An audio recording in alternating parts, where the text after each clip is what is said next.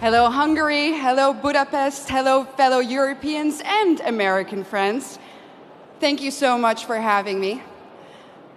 Allow me to skip formalities for a moment and dive right into a subject that is not so cheerful, but very, very necessary to discuss. Let me walk you through the past 7 days in Europe.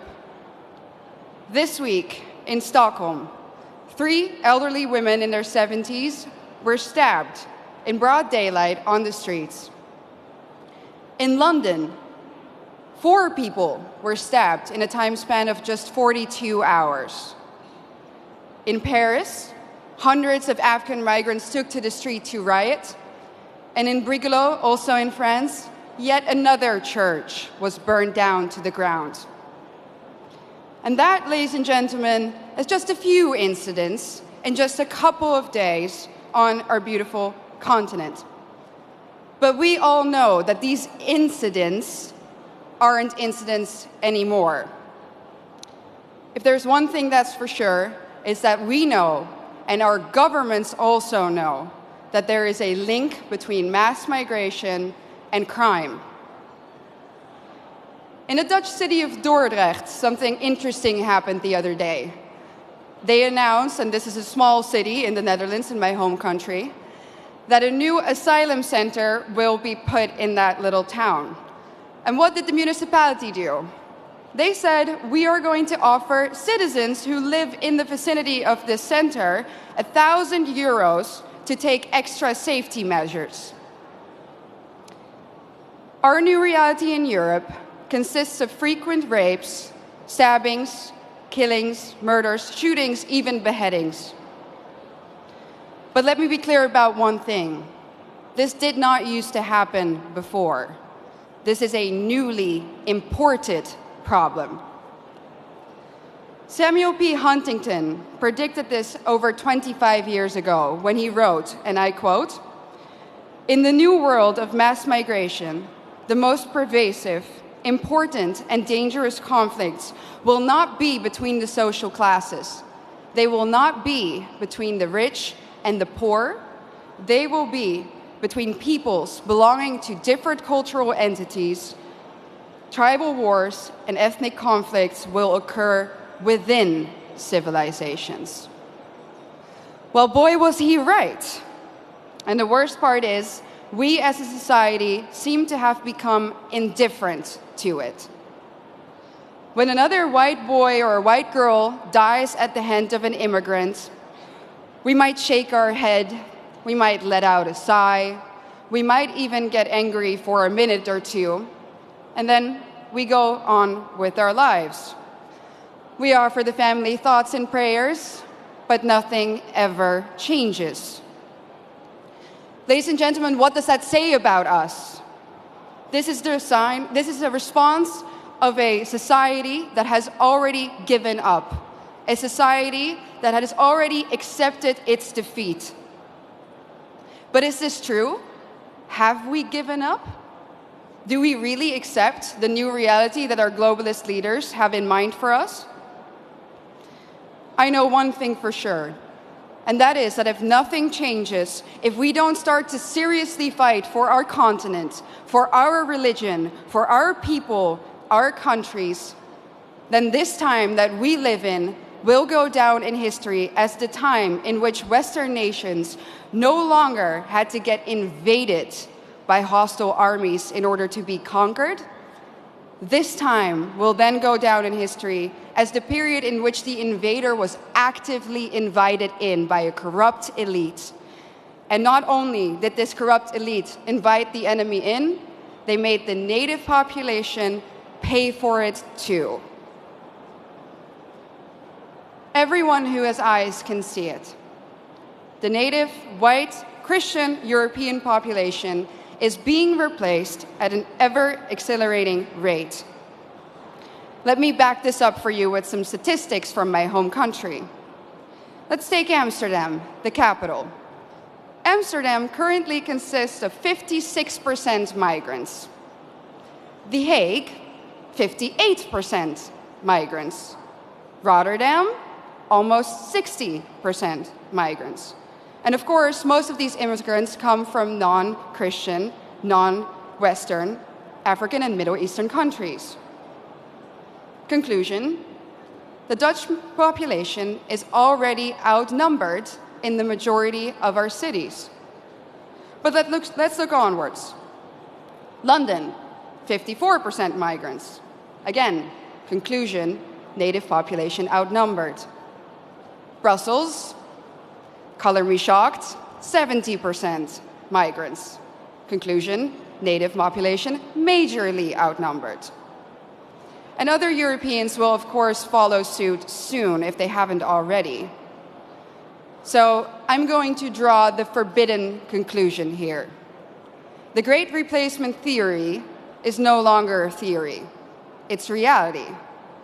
And what's interesting about replacement is that the establishment will either deny its existence, or when they admit to it, they say that it's a good thing that the native European population is soon no longer a majority on its own continent. Dutch national disgrace and dubbed climate pope Frans Timmermans already stated in 2015 that diversity is humanity's destiny and that Europe will be diverse. And of course, by now, I think we all know what they mean with the word diversity. It means less white people, less of you. Imagine this in an Asian or an African country. Imagine their leaders rejoicing in the fact that their people will soon no longer be a majority in their own country. Absolutely unthinkable, unimaginable.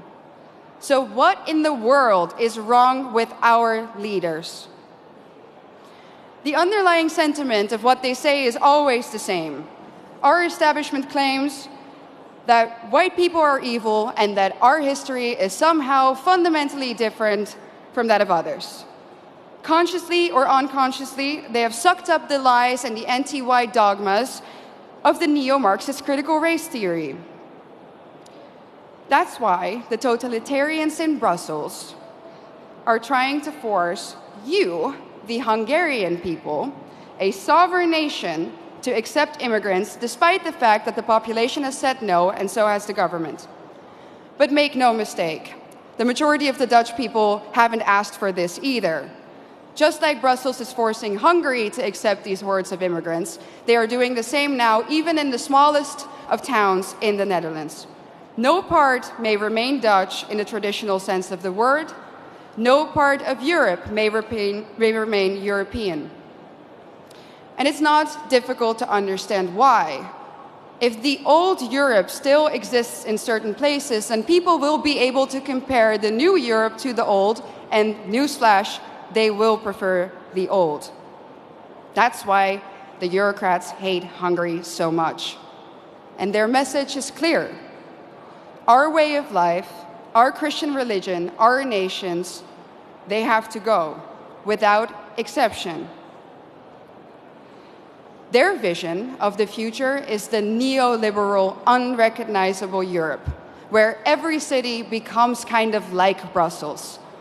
Ugly, dirty, unsafe, zero social cohesion, where the buildings are constantly under construction and they never ever seem to finish, and even when they do, the end result is uglier somehow than what they started with. And what are we left with? A permanent state of isolation, confusion, and disorientation. Ladies and gentlemen, welcome to the New World Order.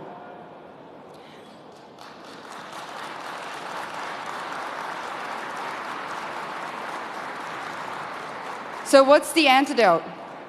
A strong Christian Europe of sovereign nation states. That's why we need to outright reject the lie that nationalism causes war. It's not nationalism or national sovereignty that causes war. It's expansionism. And where in Europe do we find that nowadays? In one place and one place only: Brussels.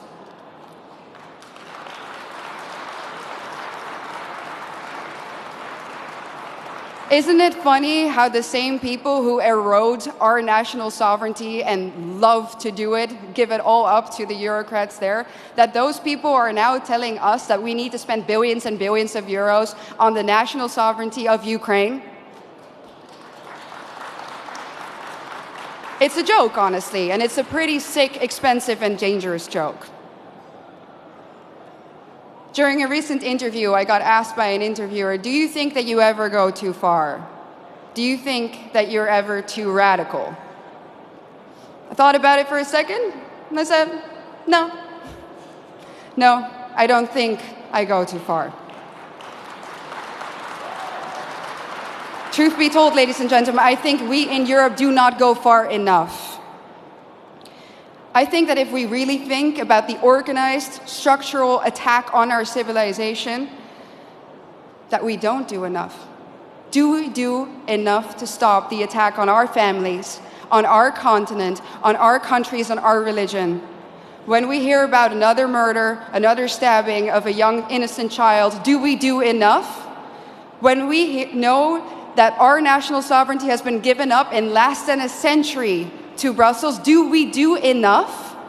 When we hear that Christian kids in Germany are now converting to Islam to fit in, do we do enough? I don't think so. The totalitarian institute of the European Union needs to come down. Let me be clear, I don't believe in reforms. When the foundation of your institution is rotten, and that is the case in Brussels, you can rebuild the house on top of it all you want, but it's still going to crumble. So the only answer is the Tower of Babel needs to be destroyed.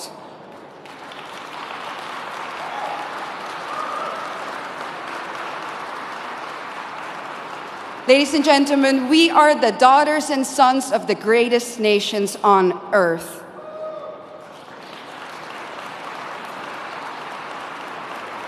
And we need to ask ourselves, what has happened to us? Where do we come from? And more importantly, where are we going?